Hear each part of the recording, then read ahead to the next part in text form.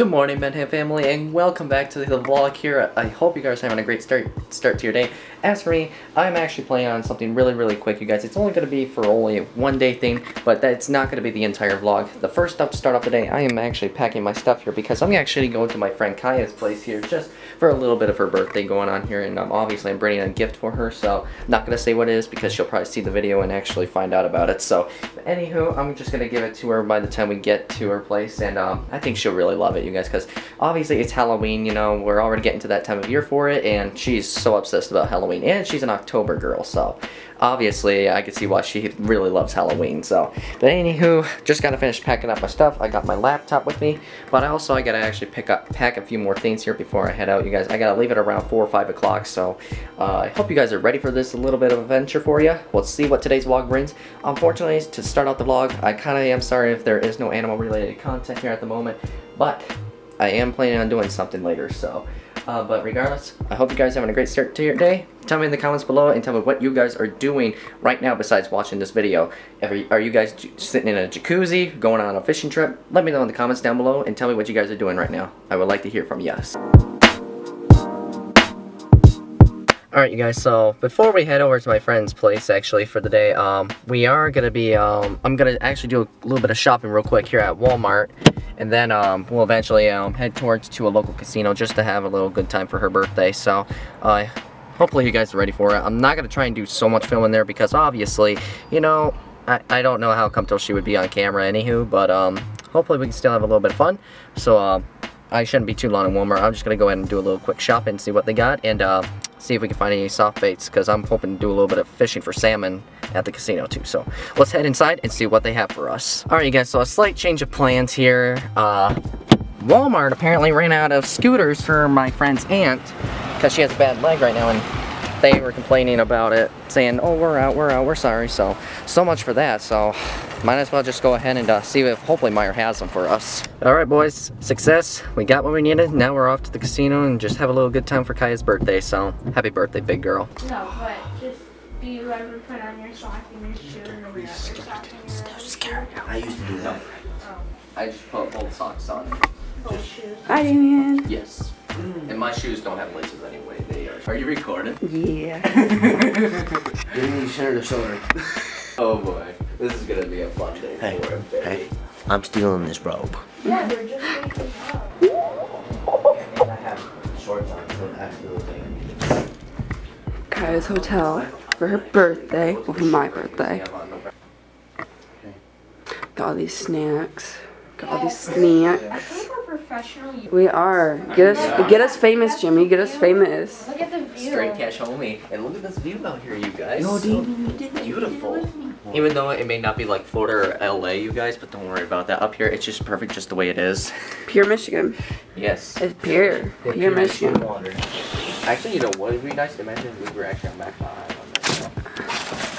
That should be kind of nice.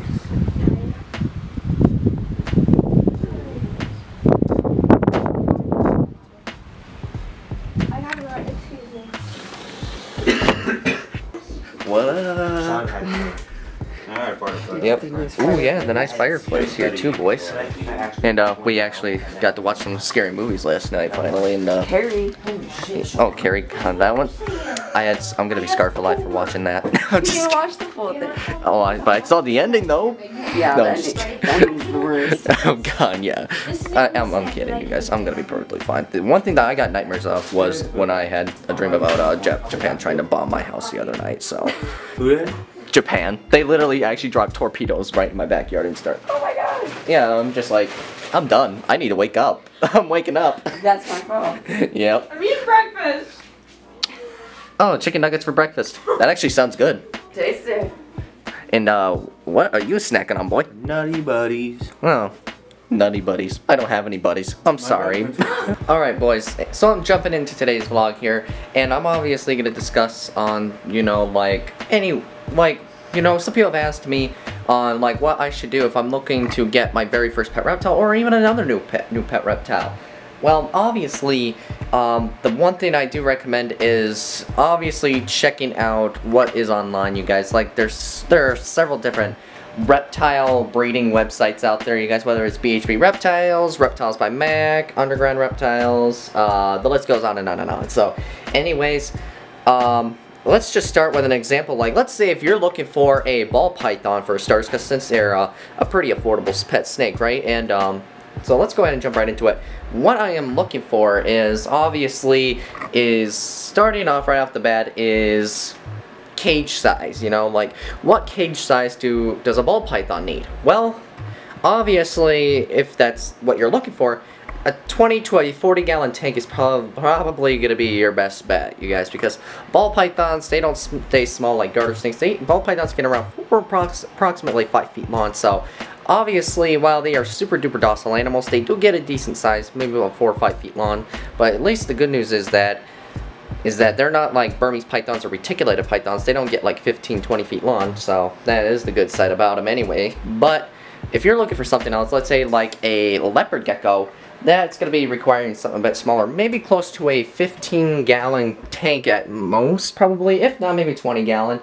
Depending on whether if you're keeping one in a group or if it's something else. Well, actually, I don't think I recommend keeping leopard geckos in a group, honestly, because I don't know if the same sex, like if you guys had like 2 males together in a cage, I don't know if they would fight each other. I honestly don't know.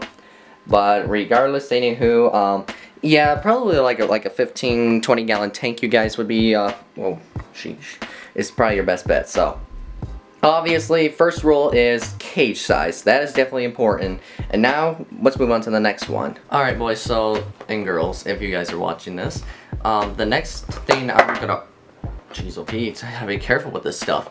So the next important thing is, you guys, even though you already found the cage for the animal, the reptile you're looking for, a next thing that is also important is lighting. That's right, lighting is one of the most important things about keeping your pet reptile, because obviously reptiles, they're cold-blooded, which means they obviously cannot control their body temperature, and they always need some place to stay warm, or if they're looking for another place to cool down.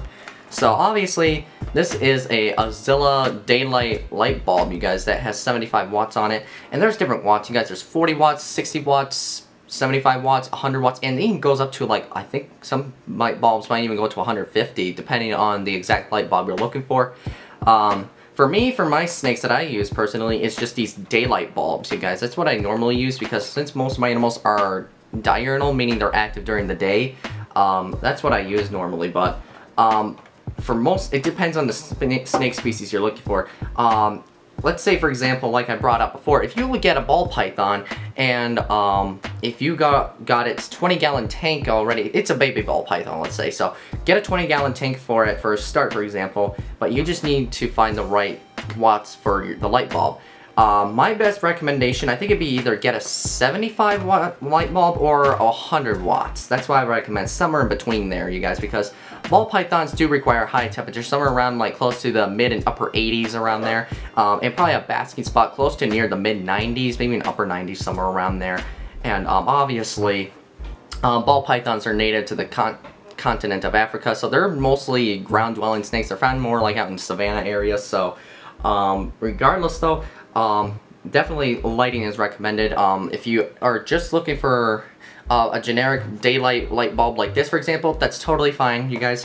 But if you are looking for a bulb that you want your animal to bask under, then probably a good idea is to get a basking light bulb, you guys. And make sure you pick the right spot for your cage, because one side of the cage needs to be warm for the animal to actually, if it wants to stay warm. But if it gets a little overheated, and if it wants to go to the other side of the cage, you need to have a cool side for it. That's also very, very, very important, obviously, if you're keeping reptiles, because you don't want to have the entire cage too cold or too hot, because that's going to stress your animal out, you guys. Really, it's going to stress it out really bad. So obviously here, look at the instructions on this bulb. 75 watt light bulb, you guys can see in the description right there. I don't know if you guys can see that clearly. Here, I'll go ahead and actually see if I can get a better shot of that. Hold on a second here. Let's see. Yeah, you can't even see that now, can you guys here? That's okay though. I'll just read it off, you guys. So it says, air temperature for the heating guide on this thing is where it is the orange coloration. It says temperature is 82.5 to 85 degrees. In the yellow area, it is 80 to 82.5 degrees. And then right around where it's like the banana color right down below, it's 77.5 to 80 degrees. So normally I recommend a 75 watt light bulb. Normally I'd say for like if you've got a pet snake, mostly for colubrid snakes, whether it's garter snakes or corn snakes or king snakes, normally I recommend this kind of light bulb. But if you're talking about a tropical snake that requires high temperature, a little bit warmer, I recommend close to 100 at max. So, but regardless, still, obviously, no matter what, light bulbs, definitely another important thing that you need if you are going to get a new pet reptile. Another extremely important item that you guys need to, if you're getting a new pet reptile, is not just caging, not just lighting, but also, you also are going to need water bowls. A water bowl, without a doubt, is highly important for your pet reptile. They're like many other animals. They obviously need to stay hydrated and obviously need some fresh, clean water with them at all times. Not just like bi-weekly, you guys, or monthly, all times. Because obviously, after a snake, you know, has a meal, or a lizard actually has its lunch or dinner, it's obviously going to have a little bit of a drink of water shortly afterward to help that actually help the liquid in it digest its food. Even though some snakes that eat frozen thawed rodents actually have nutrition in them and have a little bit of liquid in them, it's still best to actually require a water bowl for them, because obviously a small water bowl like this is not going to be good enough for, let's say, a ball. Anyway, I think we have somebody here. Pardon the interruption, ladies and gentlemen. Anywho, let's just get back to what I was discussing with the size of water bowls here real quick. Obviously, any species of snake that you have, whether it's a ball python or a big monitor lizard, a small water bowl like this, actually for an adult one, is not going to cover it, because a water bowl, obviously, you got to have the right size one for your animal to completely fit into it, you guys. Like, take for example my girl Ariel here. You can see this is a fairly good sized water bowl, you guys, but I think this one is getting a little bit too small for her, even though she doesn't, believe it or not, really go curling up into it at all, you guys, believe it or not. So I guess that's a bit of a good thing there, but she still likes to have some drinks of water out of it once in a while. But regardless though, for example here though, my girl Daisy, my albino checkered garter snake, this water bowl that she has here, it's just the right size for her, just right, because she is still little and is only a few months old, but she's probably going to need a slightly bigger one, probably another 1 or 2 more years here from now. So water is very important. We got to probably I'm speaking a little gibberish there for a moment. Obviously, one thing you need to do, you guys, is keep their water bowls clean at all times. It's best to probably dump the old water out and probably like wash it every other day, you guys, so you can have fresh, clean water, because you don't want all the debris or the gunkiness from the snake actually in their bowl, because it just contaminates it. It just contaminates it, you guys, and it's no good for them. So that's what I always do. As a matter of fact, speaking of which, I actually have to clean up one of my snake's water bowls. It's Lucy's water bowl. It dried up already, and there's some debris. There's some bedding in it, so I'm gonna go ahead and wash that off here later on today, and actually then go ahead and obviously give her some fresh clean water. But there's also something that I also add into my snake's water dish, and it is this this product actually by Zoomed. You guys, shout out to Zoomed for making this product. It is called Reptisafe, you guys. Reptisafe. And this stuff is actually, it's a water conditioner that's for all species of snakes, lizards, turtles, and all other sorts of amphibians as well, you guys. And yes, it says even for arachnids, you guys. So that's pretty interesting. So obviously this product, I could read the directions on it. It is perfectly safe, you guys. But you gotta be careful when you add this, you guys. You don't want to add too many drops of this.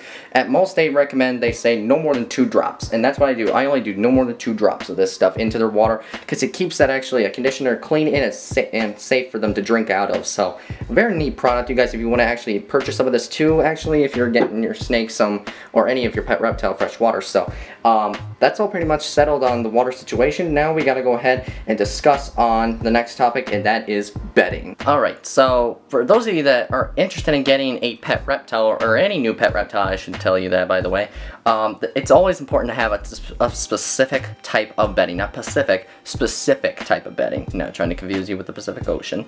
Anywho, so yeah, obviously you guys probably noticed most of my animals, including my garter snakes, have cocoa fiber bedding, and that's because it's really great type of bedding to use for any kind of reptile, honestly.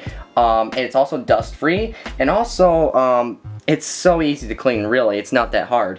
And obviously there is a couple of my other animals too. Actually, like Tyson and Van Halen, for example, they have Aspen chip bedding, which is typically used for like, yeah, like colubrid snakes here in a rack system, you know. So obviously nothing surprising about that. As a matter of fact, you guys, when I first started keeping snakes, you guys, I used to keep most of my animals, like my corn snake and garter snakes, on Aspen chip bedding because really I didn't really know that they could have different types of specific bedding, but now that I learned so much about it, most of my animals, including even Lucy, has cocoa fiber bedding because it obviously helps maintain humidity level as well. So with that being said, it's also depending on the type of reptile you get. Even though some people actually at local pet stores, employees like say, like if someone buys a bearded dragon, they probably are going to say they recommend using sand as the specific bedding. Do not, seriously, do not get sand for your bedding. It is really, really bad for even bearded dragons because obviously if they are trying to actually eat some pieces of mealworms or hornworm, and if some of the sand gets stuck onto the bedding, they can ingest some of that, and it can be actually pretty uncomfortable, you guys, when they try to go to the bathroom later on. So I learned that mistake about it. You guys, do not use dirt from outside in your yard because there's all kinds of like grubs and stuff in it that's not going to be healthy for your snake. So it's always best to go ahead and use specific kind of bedding, you know, like this cocoa fiber bedding, for example. I highly recommend as the best option, but there are, like I said, a few options out there like Aspen chip bedding. Reptile as well is a pretty good one. And but sand is definitely crossed off. Do not get it. It is X'd off.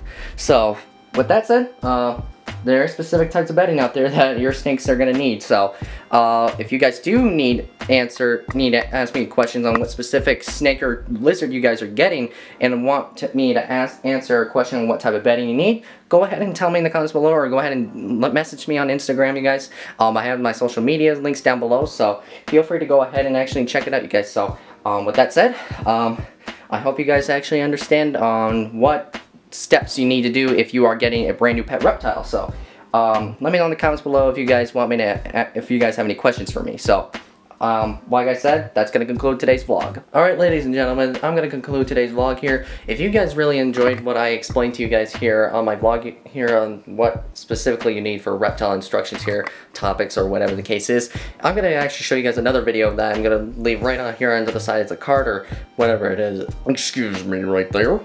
So I hope you guys now understand on what some key things are important if you're getting a new pet reptile. So I'm going to go ahead and let you guys go. But before I let you go, I need you guys to do me a favor. If you are new to my channel, you guys, you need to hit that subscribe button for me right now, you guys, because I want to reach 1,000 subscribers, because I'm really trying to work hard to make some content here for you guys. Oh, I don't know what the lighting's doing on in here.